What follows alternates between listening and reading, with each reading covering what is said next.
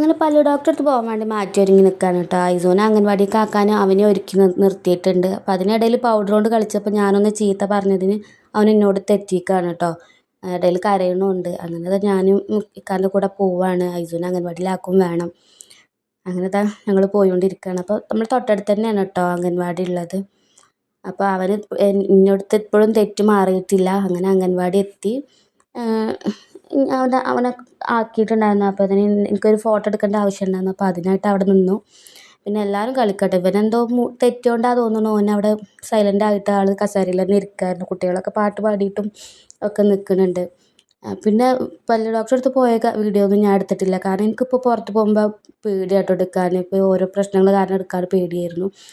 അങ്ങനെ വീട്ടിൽ ഒക്കെ തുന്നൊക്കെ പറിച്ച് എത്തിയപ്പോഴേക്ക് ഏകദേശം 11:45 കഴിഞ്ഞിട്ടുണ്ടായിരുന്നു. അപ്പോൾ പിന്നെ ഇനി കളിച്ചിരുന്നിട്ട് കാര്യമില്ല, വേഗം ചോറും കൂട്ടാനും കറിയൊക്കെ ഉണ്ടാക്കണമല്ലോ.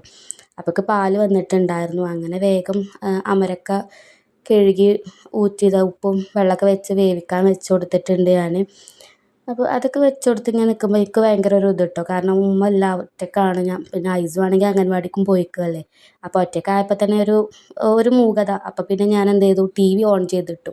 എന്നാലും ഒരാളുണ്ടെന്നുള്ള മാതിരി അതിൻ്റെ സംസാരം കേൾക്കാമല്ലോ വെച്ചിട്ട്. അപ്പോൾ സിനിമ കണ്ടത് ഇവൻ മര്യാദരാമനായിരുന്നു കേട്ടോ. അങ്ങനെ അതിൻ്റെ ഇടയിൽ പിന്നെ കറിക്കും ഞാൻ അടുപ്പത്ത് മസാലയൊക്കെ വെച്ചിട്ടുണ്ടായിരുന്നു. പിന്നെ അപ്പുറത്ത് തേങ്ങയും ഒക്കെ ചിരകാൻ നിന്നു. അങ്ങനെ അതൊക്കെ നിൽക്കുമ്പോഴേക്ക് വേഗം ഉപ്പേരിയും തന്നെ പെട്ടെന്നായിട്ടുണ്ടായിരുന്നു. അപ്പം പിന്നെ എന്തായാലും ഉപ്പേരി നമുക്ക് കടുവറുത്ത് റെഡിയാക്കാൻ വിചാരിച്ചിട്ട് അങ്ങനെ വേഗം ചട്ടിയിൽ അത് മാറ്റി വേഗം കടുകും ഇതൊക്കെ ഇട്ട് കടുവറുക്കാൻ വേണ്ടിയിട്ട് മാറ്റി വെച്ചു. പിന്നെ അത് വേഗം ചട്ടിയിൽ നിന്ന് ഒക്കെ അതിന് ശേഷം ചട്ടിയിൽ നിന്ന് അത് ഞാൻ ഒരു പാത്രത്തിൽ തന്നെ ആക്കി വെച്ചു. അപ്പോഴേക്ക് നമ്മുടെ കറിയും സെറ്റായി വന്നിട്ടുണ്ടായിരുന്നു. പിന്നെ തേങ്ങ ഒഴിക്കാനുണ്ടായിരുന്നുള്ളൂ. അപ്പോൾ തേങ്ങ വെച്ചു. പിന്നെ അതുപോലെ തന്നെ ചെറിയുള്ളി വെച്ച് അതും തൂമിച്ചു.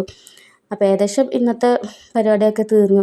ഇന്ന് മീൻ കിട്ടിയിട്ടുണ്ടായിരുന്നില്ല കേട്ടോ. അപ്പോൾ ഇന്നിപ്പോൾ എന്തായാലും വെണ്ടക്ക കറിയും അമരക്കുപ്പേരും തന്നെയായിരുന്നു. പിന്നെ ആ കിച്ചണിൽ ഉണ്ടാക്കിയ ഭാഗമൊക്കെ ഒന്ന് സെറ്റാക്കി ഒന്ന് തുടച്ച് വൃത്തിയാക്കി. പിന്നെ ഒന്ന് കുറച്ച് പാത്രങ്ങൾ കഴുകാനുണ്ടായിരുന്നു.